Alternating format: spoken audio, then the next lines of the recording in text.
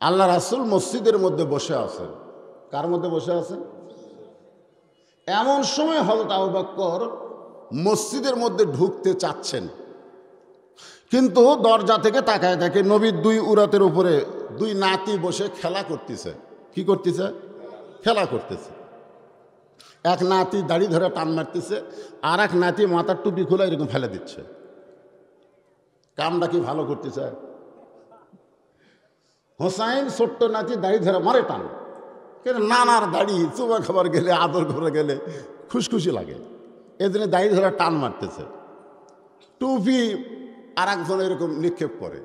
আবু বকর রাদিয়াল্লাহু তাআলা তাকায় দেখেন নবী বিরক্ত না হয়ে দুই নাতিকে বুকের মধ্যে নিয়ে আদর করতেছে, ওদের দুই গালে চুমা খাচ্ছে। সুবহানাল্লাহ বলেন। নিজে উঠে গিয়ে টুপি এনে মাথার দিচ্ছে, মাথার দেওয়া মাত্র আবার ফেলে দেয়, নবী আবার নিয়ে এসে মাথার দেয়, বিরক্ত হয় না। আবু বকর রাদিয়াল্লাহু দরজা থেকে আসমানের দিকে তাকায় বললেন, আল্লাহ আল্লাহ। কোন দিকে তাকালেন? আর আপনারা কোন দিকে তাকান? আসমানের দিকে তাকানোর টাইম আছে? দুইজন ফিসফিস করে গল্প করতেছে। কেরে ভাই জোরে ক, পরিবেশ খারাপ হুজুর, জোরে বলা যাবে না, আগে চারিদিকে দেখে, চারিদিকে দেখে তারপর দুই একজন একটু জোরে বলে। চারিদিকে কি দেখে? আসলে প্রকৃত ইমানদার যারা হবে তারা চারিদিকে দেখবে না, তাদের তাকাতে হবে আল্লাহর দিকে। জোরে কর কথা, ঠিক না? এখন আল্লাহ কোন দিকে? মানিস তাওয়া আলাল আরশ। হযরত আবু বকর আসমানের দিকে তাকায় বলেন, আল্লাহ আমার নবী শুধু বিশ্ব নবী নয়, আমার নবী হলেন পৃথিবীর 1 নম্বর নানা। কয় নম্বর? নানা হিসাবে আমাকে নবীর চাইতে ভালো নানা কেউ আছে? আমও তো নানা। আমার এক নাতি আছে হোসাইন, আর একটার নাম হলো হাসান। তা হোসাইন ছোট অবস্থায় বুকের উপর নিয়েছি, আর 2 পা আমার দাড়ির মধ্যে ঢুকে দিছে। আমি এই শয়তান, যেই কছি শয়তান, ওর মা এসে আমার কাছ থেকে নিয়ে বলতেছে, আপনি আলেম হওয়ার পারছেন কিন্তু নবীর ওয়ারিস হবার পারেননি। হ্যাঁ, সামান্য দাড়ির মধ্যে ছোট বাচ্চা, কেবল 1.5 বছর বয়স, আপনি যে হারে হুমকি মারছেন, ই তো বেউস হয়ে যাবে। তার মানে বোঝা গেল আমরা নানা হয়েছি কিন্তু নবীর মতন নানা হতে পারিনি। জোরে কোন কথা, ঠিক কিনা? আমরা বাবা হয়েছি কিন্তু নবীর মতন বাবা হতে পারিনি। পারছি? পারিনি। আমরা নেতা হয়েছি কিন্তু নবীর মতন নেতা হতে পারি নাই। আমরা প্রেসিডেন্ট হয়েছি কিন্তু নবীর মতন হতে পারি নাই। আল্লাহর নবী বদরের যুদ্ধে এই গায়ের জুব্বা খুললেন। খালি জুব্বা সবসময় তাইফের ময়দান, আরাফার ময়দানে কে কেউ যদি বলে যে আমি জুব্বা কাওয়াত দিব, চলবে? এই যারা হজ করছেন আরাফার ময়দানে গিয়ে বলতেছে, না ভাই আমি জুব্বা টুপি মাথার দিয়ে আরাফা পালন করবার চাই, না চলবি না, ওই জায়গায় গিয়া তোমাকে হেরামের কাপড় পরা লাগবে। জনগণ কথা, ঠিক কিনা? জায়গা বুঝা পোশাক পরা লাগবে।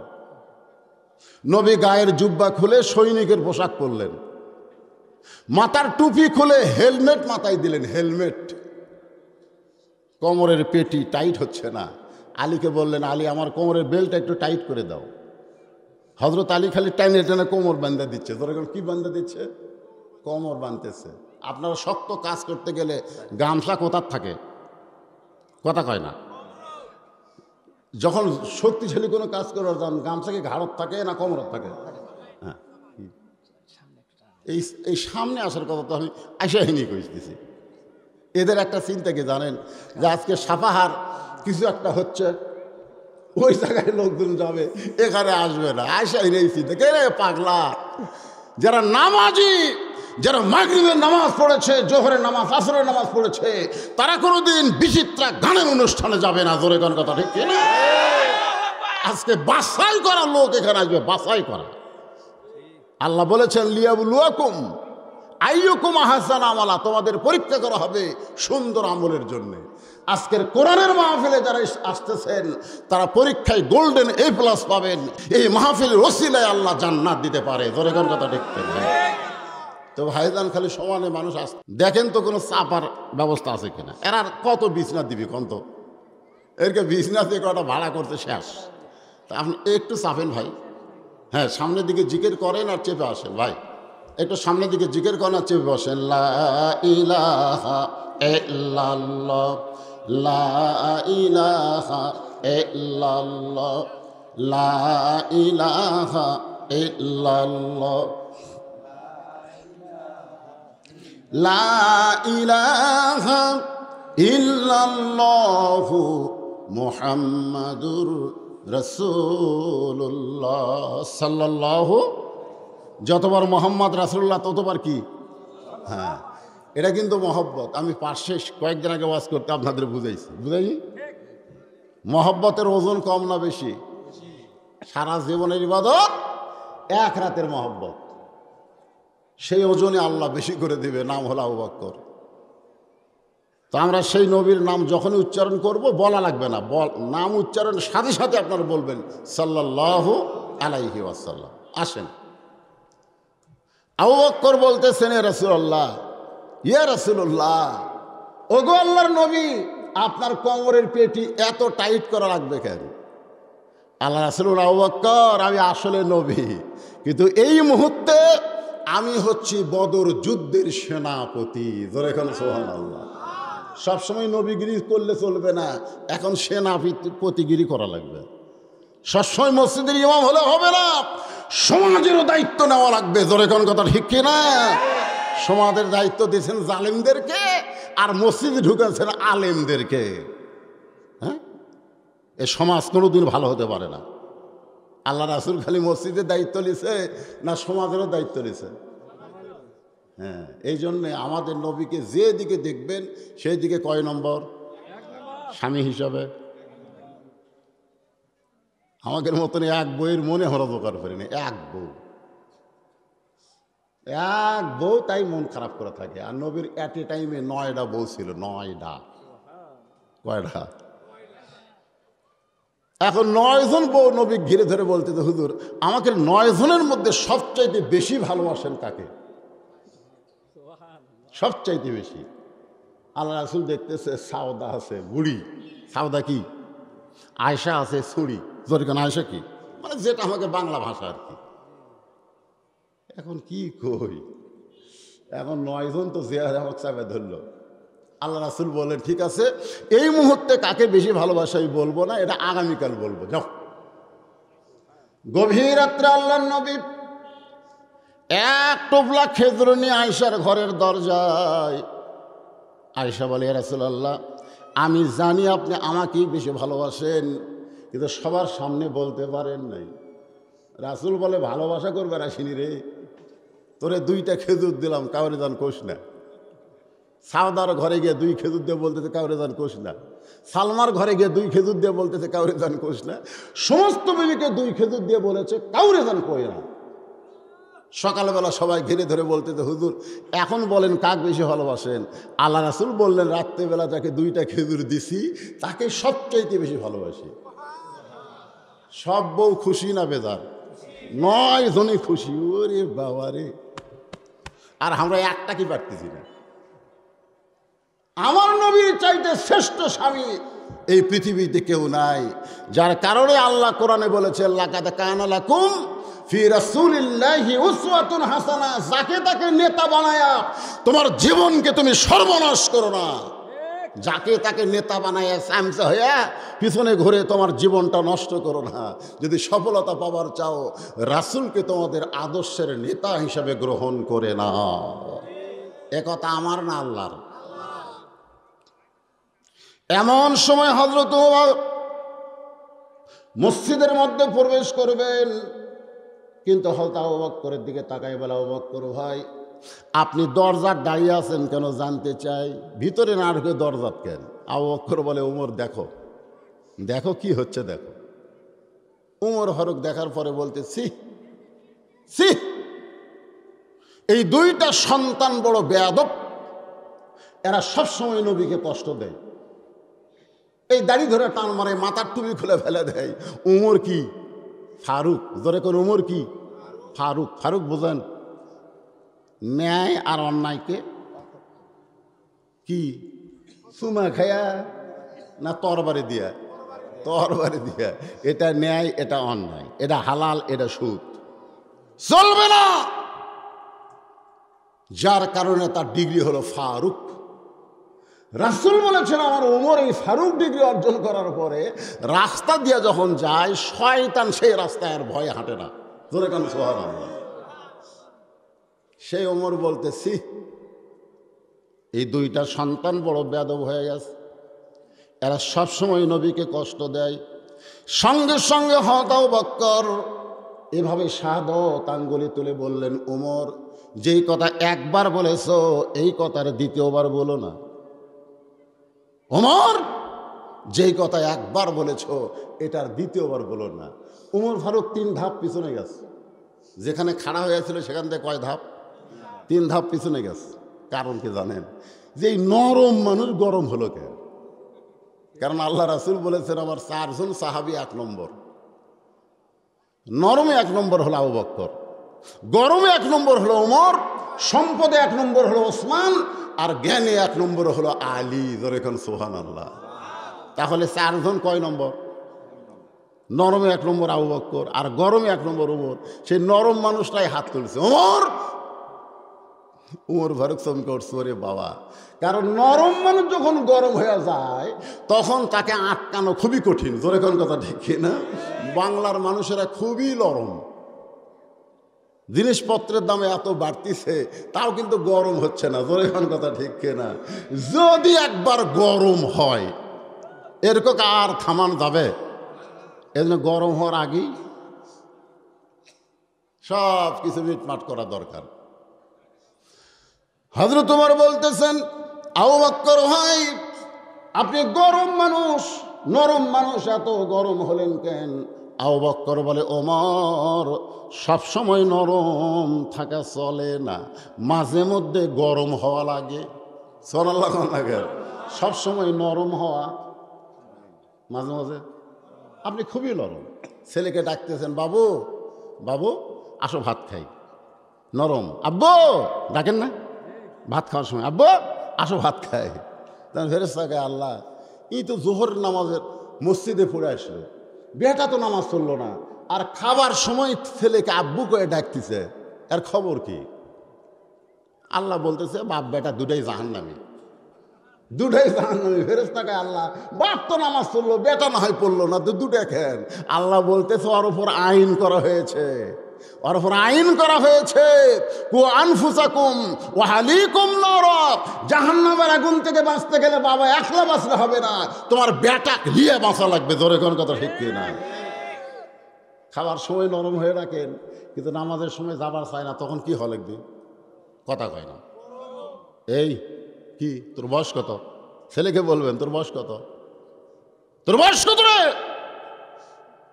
মসজিদে আজান দেয় তুই যাস না কেন? আমার কামাই করা খাবি আর ঘরের মধ্যে ঘুম পাড়বি। আমি সেই বাবা না, তুই নামাজ না পড়া পর্যন্ত বাড়ির তোর জায়গা হবে না।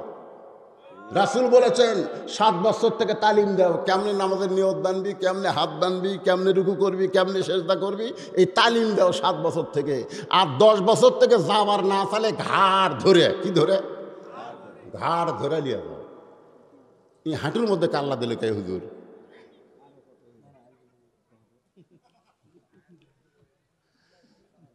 তাহলে চিন্তা করে দেখেন, সবসময় নরম থাকা যাবে? ভাইজান আপনি নরম মানুষ, মসজিদের সামনে কাতারে ঈশার নামাজ পড়ছেন, এই পৃথিবীতে আপনি একজন ভাগ্যবান মানুষ, কারণ সামনে কাতারে নামাজ পড়ছেন তাকবীরে উলার সাথে। আপনার চাইতে ভাগ্যবান আর কেউ নাই। জোরে কন্যা সুবহানাল্লাহ। কি নরম মানুষ আপনি! আজান দিলে আর দেরি করেননি, দুনিয়ার সমস্ত কাজকাম বাদ দিয়ে আপনি সামনে কাতারে এসে নামাজ পড়লেন, কি নরম। কিন্তু এশার নামাজ পড়ে বাড়িতে যখনই ঢুকলেন, আপনার ঘরের মধ্য থেকে হিন্দুকের পূজার বাদ্য লো লো লো লো লো লো হরি হরি হরি হরি। কে রে? আমার ঘরের মধ্যে হিন্দুকের পূজার বাদ্য কে? ঘরের মধ্যে ঢুকে দেখেন আপনার ম্যাডাম, আপনার বউ স্টার জলসা দেখতেছে। আপনি বলেন তো ওই সময় কি নরম থাকা যাবে? ওই সময় কিন্তু আর নরম থাকলে আপনার ঈমান থাকবে না। ওই সময় আপনাকে গরম হয়ে বলতে হবে, মান তাশাব্বা বিকওমিন ফাহুয়া মিনহুম। তুমি যে হিন্দুদের পূজা দেখতেছো, ওই হিন্দুর সঙ্গে তোমার হাসন নাসর হবে। জোরে কার কথা ঠিক কি না? রাত্রেবেলা আমার ঘরে তুমি থাকতে পারবা না, তোমার ঘর ভিন্ন। আমি নামাজি আর তুমি স্টার জলসা, একসাথে চলবে না। এরকম গরম হয়ে গেলে একবার বলেন, ওই দরকার হলে টিভি দেখাই বাদ দিবি, কিন্তু স্বামী ছাড়বি না। জোরে কার কথা ঠিক কিনা? সব সময় নরম থাকলে হবে না। ও অক্ষর বলে, ওমর এই মুহূর্তে গরম হওয়ার কারণ হলো তুমি যে দুইটা সন্তানকে বেয়াদব বলেছ, এ হাসান হোসেনকে তুমি চিনো? চিনো? যে দুইটারে বেয়াদব কইলা, এই দুইটারে তুমি চিনো? মারাত্মক কথা। জানো আর চিনো। চিনো? উমর ফারুক বলেন, কি যে মন ভাই, চিনবো না কেন? এরা হলো আলী আর ফাতেমার সন্তান। কার সন্তান? আলী আর, বলতে পারতো হযরত ওমর এই দুইটা হলো আলীর সন্তান, এটা কিন্তু বলবার পারত, কিন্তু তা না বলে কিতাবের মধ্যে আছে তিনি বললেন আলী আর ফাতেমার সন্তান। খালি বাপের সন্তান হয় না, মাও লাগে। যখন লাগে কি লাগে না? আমি যখন বিয়ে করছি, আমার এই ভাই যখন বিয়ে করছে, তখন কাজী সাহেব বলছে আপনার বাপের নাম কি? বাপের নাম লেখা দিলাম, বিয়ে হয়ে গেল। আমি বিয়ে করছি খালি বাপ দিয়ে। যখন কি দিয়ে বিয়ে করে বাড়ির যখন আসলাম, আমার মা আমারে কইলো, কে বাবা কেমনি বিয়ে হলো? আমি কইলাম কাজী সাহেব কইলো তোমার বাপের নাম কি? তো বাপের নাম লেখা দিলাম, আমার বিয়ে হয়ে গেল। তো মাও বলতেছে আমার নাম। আমি বললাম আপনার নাম তো শুনবার চাইনি, লেখি উনি। তখন আমার মা ঘরের যা কাঁদতেছে আর বলতেছে, তোর বাপ তোর জন্য কি করছে রে? যা করছে আমি রে। বাবায় আনন্দে মাতিয়া সাগরে ভাসাইয়া সেই যে চইলা যায় খবর লয় না। মাজন ধরিয়া উদরে কতই কষ্ট করে, 10 মাস পরে পায় প্রসবের বেদনা। আপনারা বলেন তো এই গানের মধ্যে কার কথা গুরুত্ব দেওয়া হচ্ছে? মায়ের। মায়ের এক ফোঁটা দুধের দাম কাটিলে গায়েরই চাম, পার জুতা বানাইল ঋণের শোধ হবে না। সেই বিয়ের সময় খালি বাবা, আমার মায়ের নাম ছিল না। কিন্তু আমার জামাই যখন আমার বেটিক বিয়ে করতেছে, আমি নিজে বসে আছি, কাজী বলতেছে আপনার বাপের নাম কি, মায়ের নাম কি? আমি চমকে উঠলাম, কে রে, আমার বিয়ে খালি বাপ দেওয়া হলো, আর জামাইয়ের বিয়ে বাপও লাগতেছে মাও লাগতেছে। তখন আমার মাথার মধ্যে আসলো যে আমি যখন বিয়ে করছি তখন থেকে আগেকার সরকার এরা খালি বাপের গুরুত্ব দিছে, মায়ের গুরুত্ব দেয়নি। আর বর্তমান সরকার ক্ষমতায় আসার পরে মা ও বাপ দুটোরই গুরুত্ব দিছে। তোর কোন কথা ঠিক কিনা? সরকার কামটা কি ভালো করছে না খারাপ করছে? ভালো। কি বলতেছে? আলী আর ফাতেমার সন্তান। আবু বকর বলে, ওমর শুধু আলী ফাতেমার সন্তান বললে হবে না, এদের আরও পরিচয় আছে। ওমর ফারুক বলে, আলী ভাই এদের আর কোনো পরিচয় তো আমার জানা নাই। আবু বকর বলে, ওমর তুমি এখন বলো তো কত বছর বয়সে ঈমান গ্রহণ করছো? ওমর ফারুক বললেন 27 বছর বয়সে। আবু বকর বলে, ঈমান গ্রহণ করার আগে তুমি কি ছিলে? ওমর ফারুক বলে, আমি কাফের ছিলাম। আবু বকর বলে, ওমর রে আমি ঈমান গ্রহণ করেছি 35 বছর বয়সে। ঈমান গ্রহণ করার আগে আমি আবু বকর কাফেরই ছিলাম। তোমার হায়াতের 27 বছর, আমার হায়াতের 35 বছর কুফরে হালে কাটাইছি। কিন্তু যেই দুইটা সন্তানকে তুমি বেয়াদব বলতেছ, এরা জন্মসূত্রে জান্নাতি হয়ে জন্মেছে। আমরাও জন্মসূত্রে মুসলমান হয়ে জন্মেছি। জোরে কোন কথা ঠিক কিনা? দাম আছে না নাই? আপনাদের 1 নম্বর ডিগ্রিকে জানেন? মানুষ। আর মানুষ সম্পর্কে বলা হয়েছে আল ইনসানু আশরাফুল মখলুকাত। একেবারে নির্দিষ্ট করে বলা হয়েছে মানুষ হচ্ছে সবচাইতে ভদ্র। আমি যখন বললাম যে ফাঁকা জায়গাগুলো পুরা করে বসেন, 2 বার বসলে 2 জায়গা আপনার জন্য জান্নাতের সাক্ষী হবে, তারপরেও কিছু লোক উঠলেন না, মনে করলেন এই জায়গা উষুম হয়ে গেছে, এই জায়গা আর ছাড়া যাবে না। তারপরে যে মাঝে মাঝে ফাঁকা আছে, যারা আসতেছেন আমি বলবো ফাঁকা জায়গা পুরা করে আপনারাই বসবেন, ওনারা না উঠলে কি করবেন? আমার সামনে যারা বসে আছেন, আমি আমার অন্তরের অন্তঃস্থল থেকে আপনাদের সবাইকে শুভেচ্ছা জ্ঞাপন করছি। সম্মানিতা মা বোনেরা, পর্দার অন্তরালে বসে বসে যারা আলোচনা শুনতেছেন তাদেরকে শ্রদ্ধা জ্ঞাপন করে এই মুহূর্তে জানতে চাচ্ছি আপনারা সকলে কেমন আছেন। মানে আগে কেমন ছিলেন, পরে কেমন থাকবেন সেটা কি আমরা জানি? কিন্তু এই মুহূর্তে এমন একটা জায়গায় আল্লাহ আমাদেরকে কবুল করছে, বিশ্বাস করেন এই জায়গা যতক্ষণ পর্যন্ত কোরআন হাদিসের আলোচনা হবে, জিকির আজকার হবে, দোয়া দরুদ হবে, ততক্ষণ পর্যন্ত এই জায়গাটা হবে রিয়াজুল জান্নাহ, বেহেশতের টুকরা। আর বেহেশতের টুকরার মধ্যে বসা নিজের ইচ্ছা অনুযায়ী সম্ভব না। আল্লাহ কোরআন ইরশাদ করেন, মা সাবাকা মিন হাসানাতিন ফামিন আল্লাহ। বান্দা বান্দির দ্বারা যখন কোনো ভালো কাজ হয় সে কাজটা বান্দা বান্দি করে না, বরং আল্লাহ করায়। জোরে কোন কে করায়? তাহলে এই মুহূর্তে যে আপনারা বসেছেন এই জায়গায়, এটা কি ভালো কাজ না খারাপ কাজ? তাহলে এই ভালো কাজ কে করালো?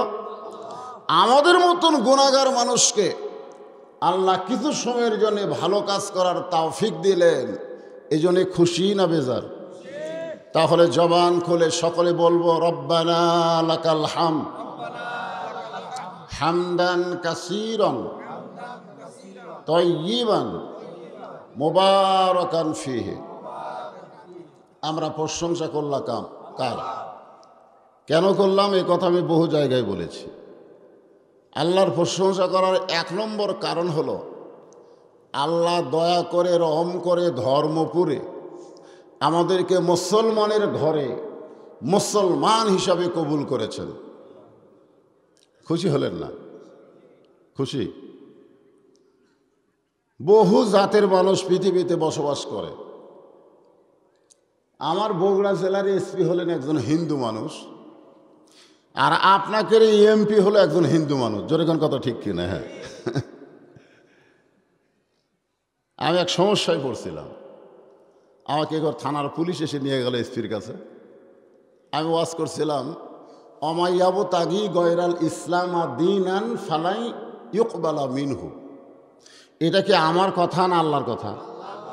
আল্লাহ কোরআনে বলেছেন ইসলাম ছাড়া, গয়রাল ইসলাম দীনান মানে ইসলাম ছাড়া অন্য কোনো ধর্ম দিনকে যারা গ্রহণ করবে, আল্লাহ বলেছেন লা ইউকবালা মিনহু, সেইটা কবুল করা হবে না।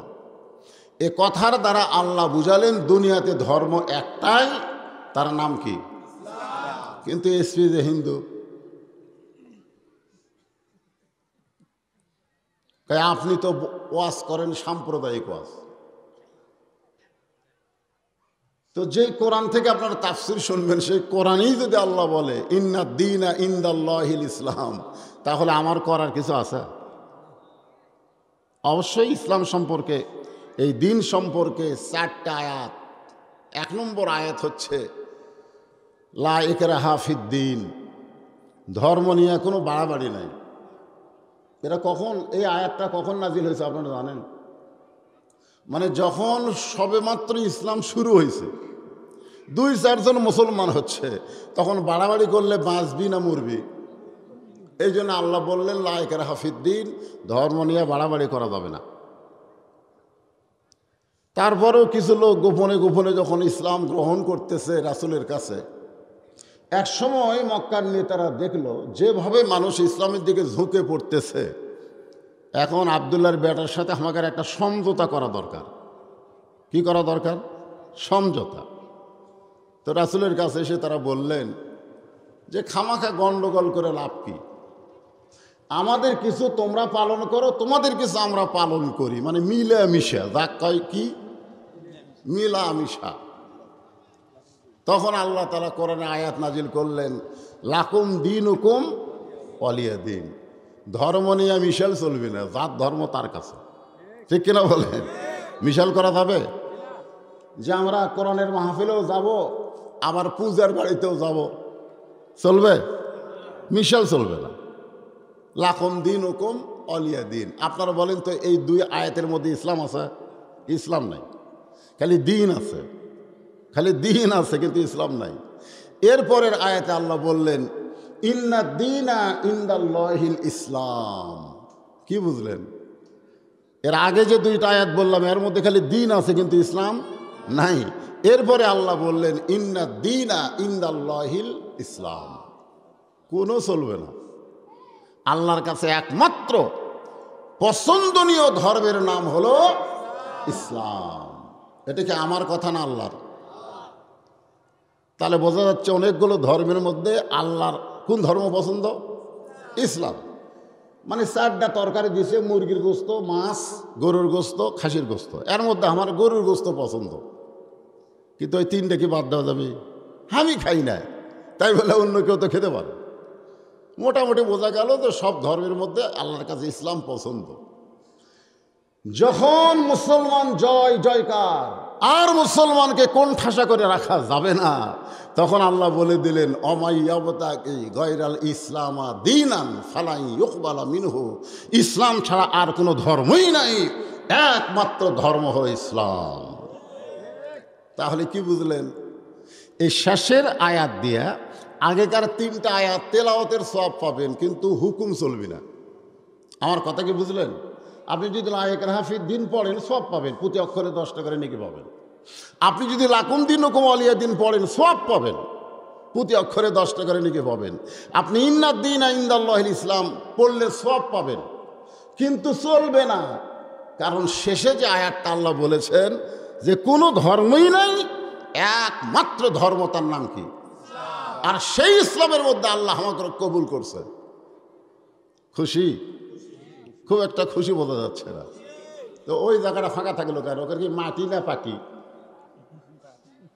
আসেন আসেন সামনে, ফাঁকা না রেখে লড়ে চড়ে বসেন তো।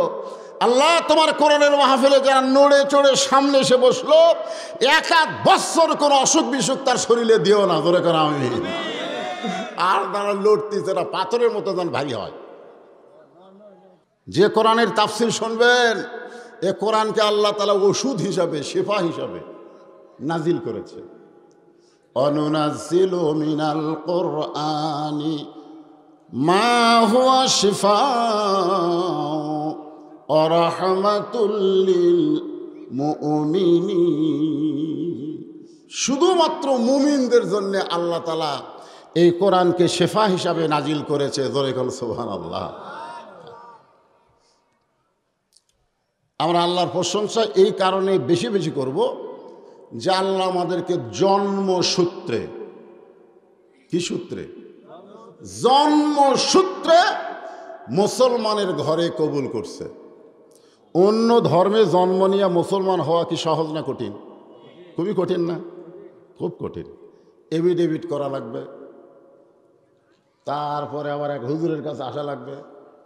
এখন হুজুর কলমা পড়ে দিলে, আমি কিছুদিন আগে আপনাকে পরশার মধ্যে একটা হিন্দু এরকম মুসলমান হয়েছিল কোরআনের মাহফিলে এসে। খুব কষ্ট, বাপ মা পর্যন্ত তার ত্যাগ করতে হয়, সব কিছু ত্যাগ করে ইসলামকে গ্রহণ করা লাগে। যখন কথা ঠিক কিনা? আচ্ছা, এই কষ্ট কি আল্লাহ আমাদের জন্য রাখছে? মাশাআল্লাহ। জন্মসূত্রে মুসলমান হওয়ার মধ্যে একটা লাভ কি, এ লাভটা আপনারা শোনেন। আমাদের এলাকায় কোনো মানুষ মরে গেলে, বেঁচে থাকলে না, মরে গেলে সবাই বলে ইন্না লিল্লাহি ওয়া ইন্না ইলাইহি রাজিউন। আপনাকে এলাকার খবর কি? একই খবর। তার মানে বোঝা গেল মরার পরে আমার এলাকাও যা, আপনার এলাকাও তাই।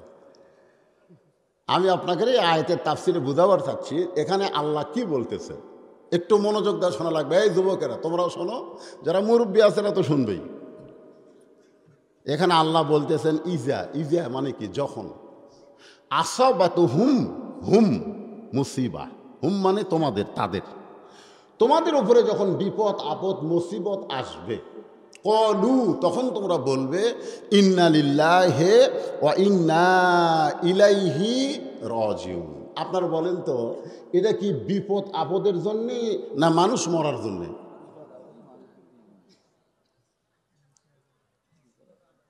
না না, এখানে আয়াতে যেটা ডাইরেক্ট বলা হয়েছে মানুষ মরার পরে বলা লাগবে। ভাই বলতেছে মানুষ মরার পরে, সেটা তো আয়াতের মধ্যে নাই, যেটা আছে সেটা আমি বুঝেছি। আর মানুষ মরার পরে কেন বলি সেটাও বলবো। মানুষ বললে আমরা ইন্না লিল্লাহ কেন পড়ি সেটাও তো বলা লাগবে, বলা লাগবে না? হ্যাঁ, কিন্তু এখানে আয়াতের যে ভাষা, সেই ভাষার মধ্যে আল্লাহ বলতেছেন যখন তোমাদের উপরে বিপদ আপদ মুসিবত আসবে তখন তোমরা বলবে ইন্না লিল্লাহি ওয়া ইন্না ইলাইহি রাজিউন। এখন আপনারা বলেন তো, বাংলাদেশের মানুষ বর্তমানে রহমতে আছে না বিপদে আছে?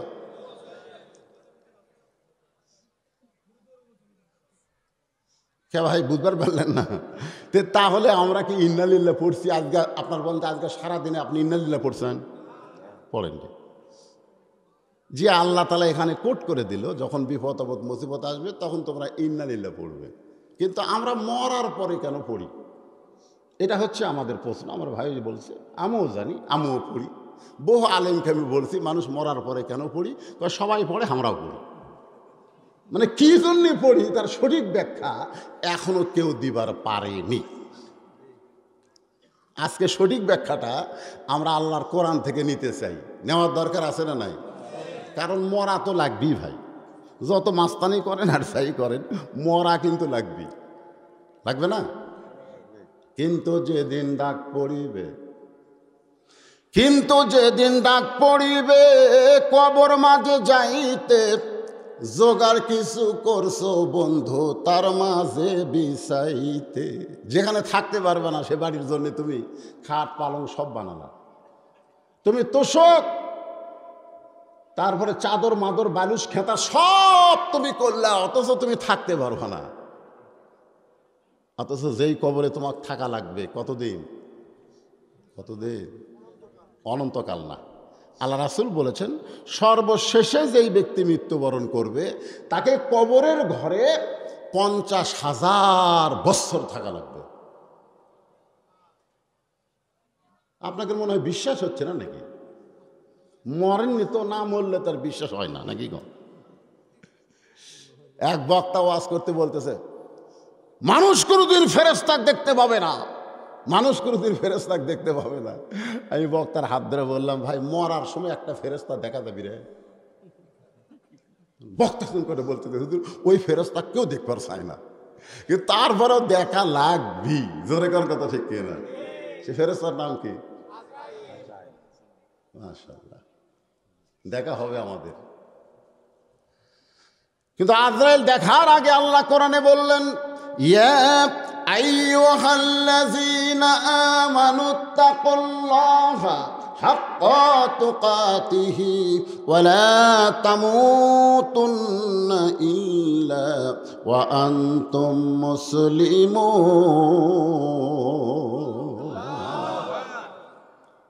গভীর রাত্রে আল্লাহর নবীর ঘুম ভেঙে গেছে।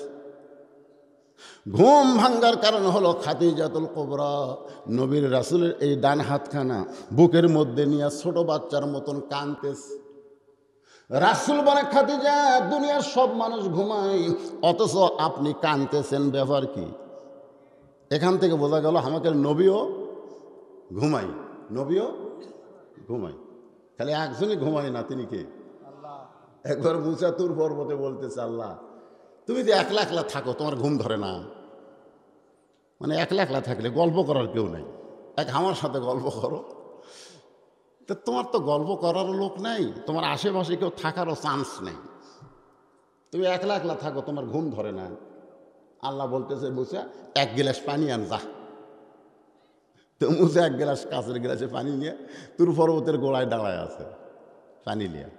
আল্লাহ কয় ঘুম মুসাক ধর। যে ঘুম মুসাক ধরছে হাতের গিলাস পুরা ভাঙ্গা চুরমার। আল্লাহ কি কেরে মুসা পানি কোথায়? আপনি জানেন না আমার ঘুম আছে? আল্লাহ কয় মুসা তোমার ঘুম আছে, একটা গিলাস পুরা ভাঙ্গা চুরমার হলো। আমি আল্লাহর যদি ঘুম থাকতো কুল কায়নাত চুরমার হয়ে যেত। জোরে কোন কথা ঠিক কি না? এই জন্য সেনা তাও ওয়ালা নাউম, আল্লাহর ঘুম তো দূরের কথা তন্দ্রা পর্যন্ত নেই। সুবহানাল্লাহ কবেন না? কিন্তু আল্লাহর নবী কি বলতেছেন? ও খাদিজা আমি নবী ঘুমাই, দুনিয়ার সবাই ঘুমাই, কিন্তু আপনি না ঘুমায় কেন কাঁদতেছেন? খাদিজা বলে, রাসূলুল্লাহ আমার একটা অভ্যাস হয়ে গেছে, আপনি না ঘুমাইলে আমি কোনোদিন ঘুমাই না। আপনি না ঘুমাইলে আমি কোনোদিন ঘুমাই না, এটা আমার অভ্যাস হয়েছে। আল্লাহ রাসূল বললেন, এই অভ্যাস তোমার কবে থেকে? খাদিজা বলতেছেন, হুজুর, দুনিয়াতে প্রত্যেকটা মেয়ের বিয়ে হলে মেয়েকে তার স্বামীর হাতে উঠাইয়া দেয়।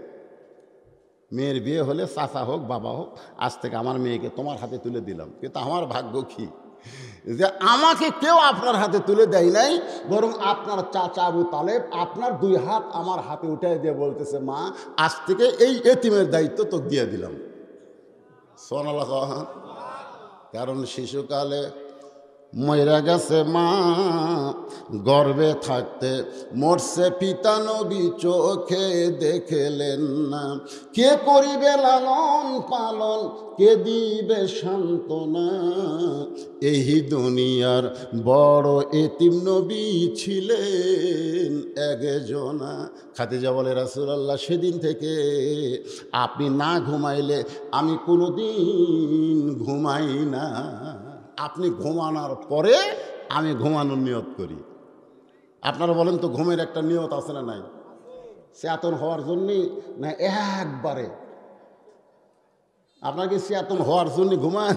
না, মনে করেন এই যে ঘুমাছি ভাই আর উঠবো না, তাহলে ঘুমের একটা দোয়া আছে না নাই? আছে না নাই? এই দোয়ার মধ্যে মরার কথা আছে, জেতার কথা আছে। দেখেন দোয়াটা খেয়াল, খাল তো দোয়া পড়েন আরবিতে, আর বাংলা তো আর বোঝেন না। এটা খুব সুবিধা আমাদের বাংলাদেশে।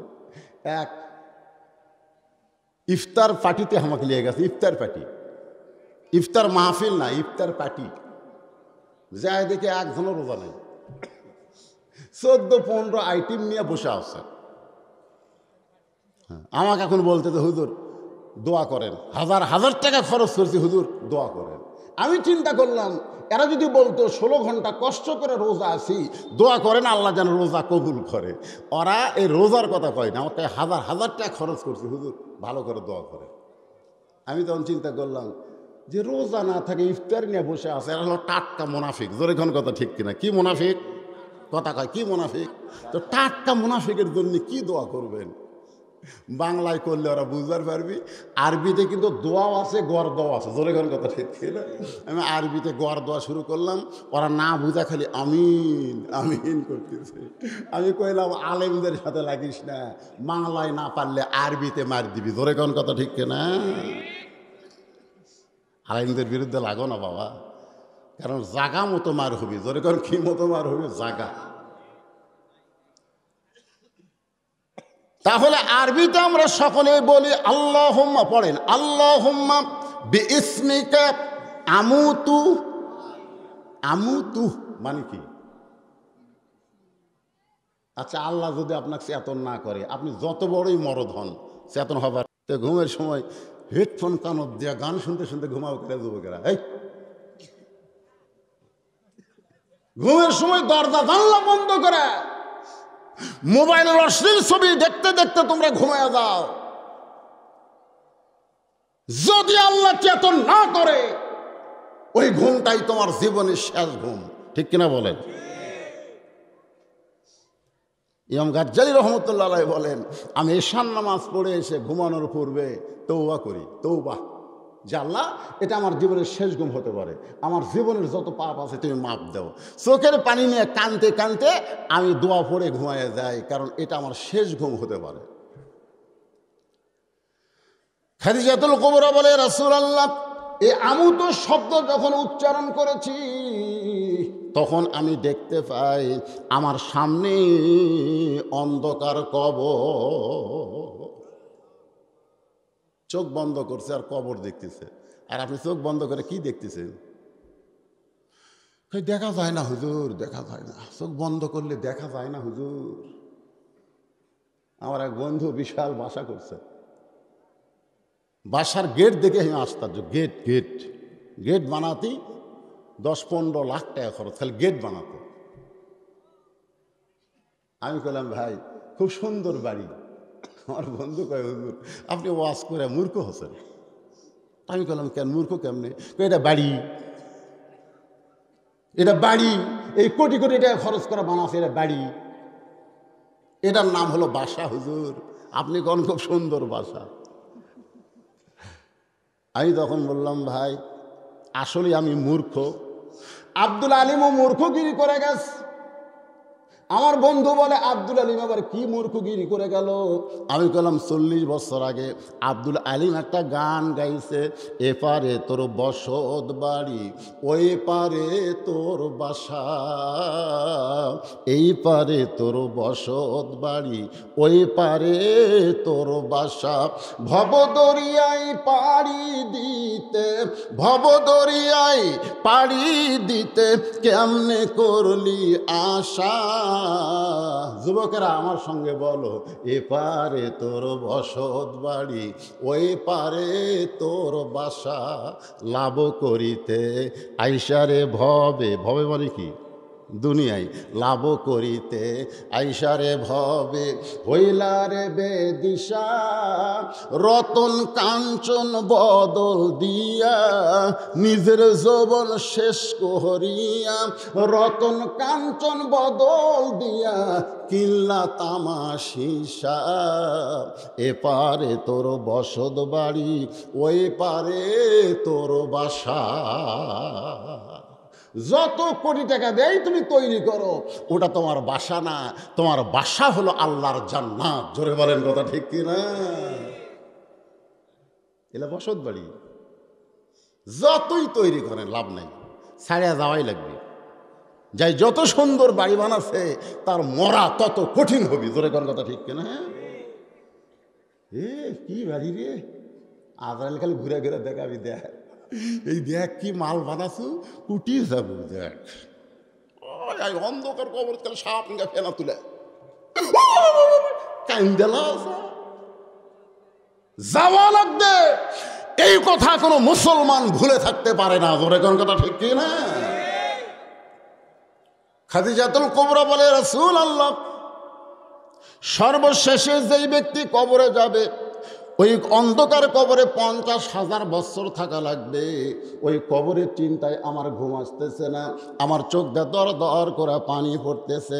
আল্লাহ রাসূল সঙ্গে সঙ্গে খাদিজার কপালে একটা চুমা দিয়ে বললেন, সুবহানাল্লাহ।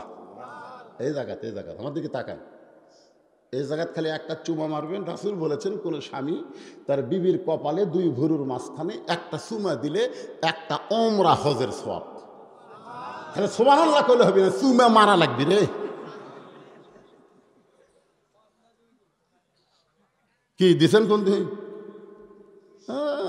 1.5 লাখ টাকা 2 লাখ টাকা লাগবে ওমরা হজ করতে। ওমরা হজ আপনার বাড়িতে আছে, গেলে জায়গা মতো চুমা মারা, তালি হবে ইনশাআল্লাহ। এখন আমার মায়েরা চিন্তা করতেছে, হুজুর যে জায়গা চুমা খাবার হলো, এরা যে বিড়ি খাওয়া খায়, এখন চুমা খাবার গেলে তো আমাকে বমি হওয়া ছাড়া উপায় নাই। ধরুন ঠিক কিনা? কারণ চুমা খাবার গেলে মুখের বিড়ির গন্ধ তোরকে লাকত লাগবে। আমার মায়েরা খালি শুনতেছে, রে হলো তো ভালোই পারে, কিন্তু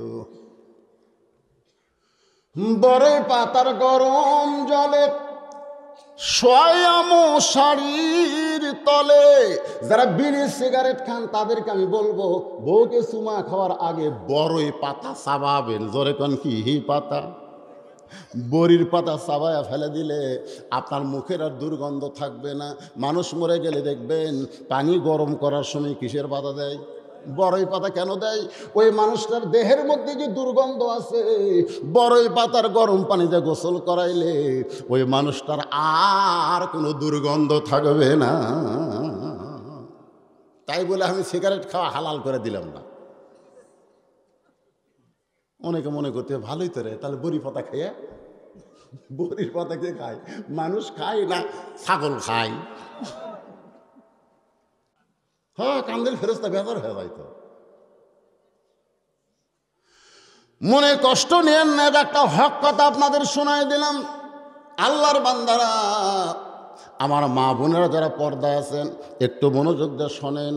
খাদিজা বলতেছে, ইয়া রাসূলুল্লাহ, ওই অন্ধকার কবরে 50,000 বছর আমি কেমনে থাকবো? সঙ্গে সঙ্গে নবী খাদিজার কবরে চুমা দিয়ে বললেন, খাদিজা, ওই আল্লাহর শপথ করে বলতেছি, ঈমান গ্রহণ করার পরে আপনি আল্লাহর সঙ্গে যে সম্পর্ক গড়ে তুলেছেন, আল্লাহ আপনার কবরকে জান্নাত বানায়া দিবে। নবী শপথ করে বলতেছে, আল্লাহে। কার শপথ? আল্লাহর শপথ। ঈমান গ্রহণ করার পরে আপনি আল্লাহর সঙ্গে যে সম্পর্ক গড়ে তুলেছেন, আল্লাহ আপনার কবর অন্ধকার রাখবে না, আপনার কবরকে আল্লাহ জান্নাত বানাই দিবে। আপনার এক ঘুম, তাও এক কাতা ঘুম। কয় কাতা? আমরা রাত্রে ঘুমাতে ঘুমাতে 2-3 কাত হই না কেন? হই না?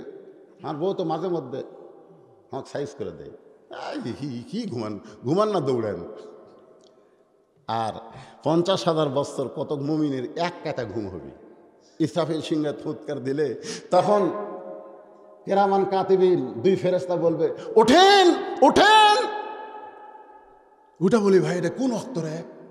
উজু করার পানি দিয়ে হলো অক্ত। 50,000 বছর আপনি ঘুমের মধ্যে ছিলেন, সে এতন হলেন জান্নাত যান। সোনাল্লাহ কর না কেন, সোনাল্লাহ কর না কেন? সারা জীবনে কবরে থাকবে চাচ্ছেন, আপনি এখন জান্নাতে যান।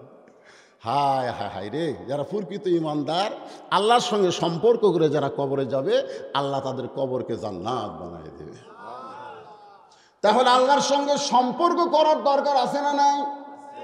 আল্লাহ নবী বললেন, ঈমান গ্রহণ করার পর আপনি আল্লাহর সঙ্গে যে সম্পর্ক গড়ে তুলেছেন, ঈমানের আগে কোনো সম্পর্ক হবে না, আগে ঈমান গ্রহণ করা লাগবে। ঈমান গ্রহণ মানে কি বলছেন? আল্লাহর ধন নবীরে দিয়া, আল্লাহ আছে গায়েব হইয়া, নবীর ধন খাজা নিয়া শুয়া আছে আজমিরে, কেউ ফেরে না খালি হাতে, খাজারে তোর দরবারে। সুবহানাল্লাহ, সুবহানাল্লাহ। সবাই বলতেছেন না কেন? জোরে বলেন নাউজুবিল্লাহ। আমার দয়াল বাবার দরবারেতে কেউ ফিরে না খালি হাতে।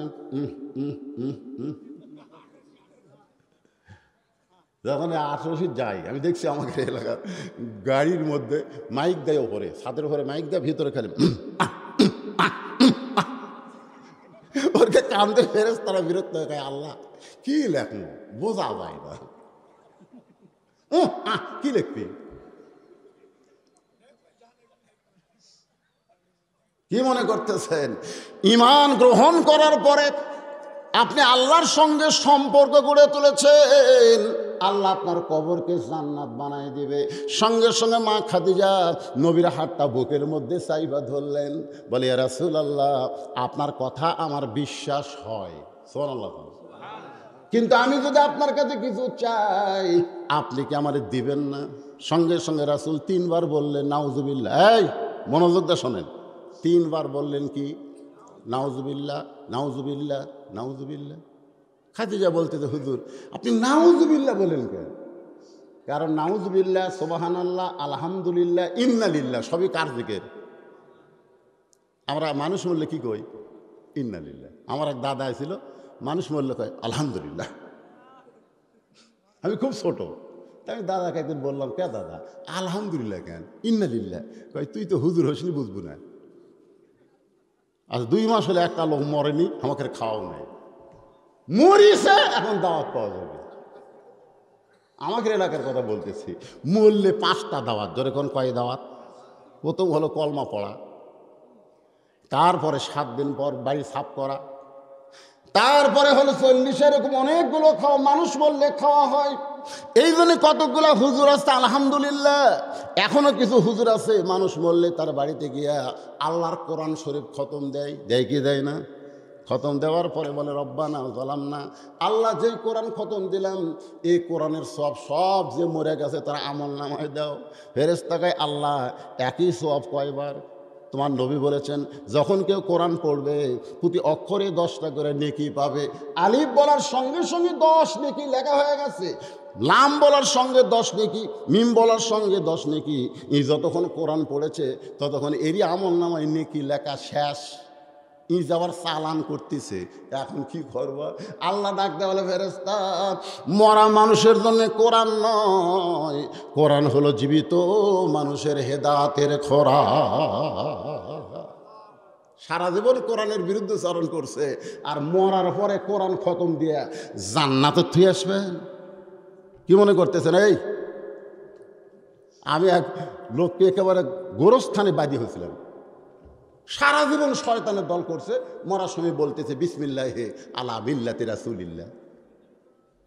বিসমিল্লাহ আলা মিল্লাতি রাসূলিল্লাহ। আপনারা বোঝেন এই আরবির বাংলা বোঝেন? যা আল্লাহর নামে রাসূলের দলে তোমাকে তুলে দিলাম, ফেরেশতাকে আল্লাহ জেতা থাকতে শয়তানের দল, মরে গেলে রাসূলের দল। এই শালাকে রাসূলের দলে তোলা লাগবে না, রাসূলের দল দুনিয়াতেই করা লাগবে। জোরে কোন কথা ঠিক কিনা? রাসূলের দল যদি আমরা করি, একটু মনোযোগ দিয়ে শোনেন। খাদিজা বললেন, রাসূলুল্লাহ, তিনবার নাউযুবিল্লাহ বলার কারণ কি?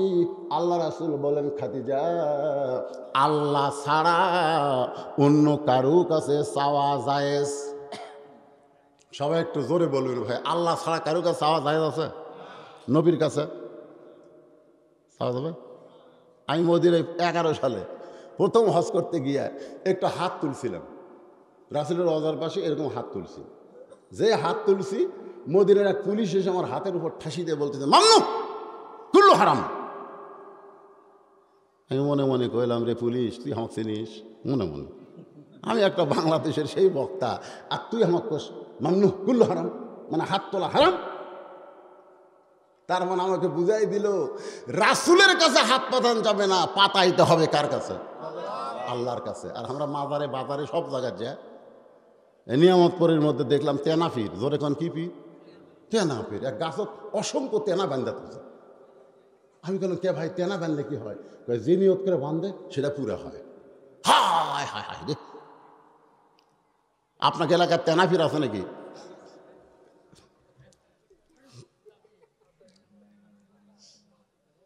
একটু মনোযোগ দিয়ে কথাগুলো শুনবেন। ইমানটা মজবুত রাখার দরকার আছে না নাই? খাদিজা বললেন, এ রাসূলুল্লাহ, আপনার কাছে যা চাবো তা যদি আল্লাহর না থাকে তাহলে আল্লাহ দিবে কেমনে? আমার রাসূল চমকে গিয়ে বলে, খাদিজা, আল্লাহর নাই এ কথা বলা যাবে না তো? খাদিজা বলতে, হুজুর, আল্লাহর বাপ আছে। আপনি এখনই বলেন আল্লাহর নাই বলা যাবে না। আল্লাহর মা আছে, আল্লাহর সন্তান আছে, আল্লাহর বউ আছে। তাহলে আমার যা আছে আল্লাহর তা নাই। ধরে কোন কথা ঠিক কিনা? মুসা নবী একবার আল্লাহকে বলছিল, আল্লাহ, আমার যা আছে তোমার তা নাই। মুসা আল্লাহকে, এই মুসাই, তোর কি আছে রে? মুসা বলতেছে, আল্লাহ এত রাগ করছেন কেন? আমার মৃত্যু আছে, আপনার মৃত্যু আছে? না, আমার তো মৃত্যু নেই। তো আপনি কেমনে বুঝবেন? মরার স্বাদ আমি মুসা পাবো, কিন্তু আপনি আল্লাহ পাবেন না। আপনি খালি মারবার পারেন, কিন্তু মরবার পারেন না। আর আমি মুসা মরবার পারি। সুবহানাল্লাহ কন্যাকে। হ্যাঁ, আমাদের সকলের মৃত্যু আছে না নাই? খাদিজা বললেন, রাসূলুল্লাহ, আমি আপনার কাছে যা চাবো তা যদি আল্লাহ দিবার না পারে তাহলে কেমনে চাবো? আল্লাহর নবী বলেন, খাদিজা, আল্লাহ দিবার পারে না এ কথা বললে ঈমান থাকবে? খাদিজা বলতে, হুজুর, মনে করেন আপনার সাথে আমার বিয়ে হয়নি, মনে করেন গভীর রাত্রে তাহাজ্জুদ পড়ে আমি কাঁদতেছি, আল্লাহ আল্লাহ আমাকে একটা সন্তান দাও আল্লাহ। বড় পীর আব্দুল কাদের জিলানীর কাছে এক ছেলে বলতে, হুজুর দোয়া করেন আল্লাহ যেন একটা পুত্র সন্তান দেয়। হুজুর দোয়া করছে। পরের বছর এসে কয়, হুজুর কি দোয়া করলেন? ভালো করে করেন।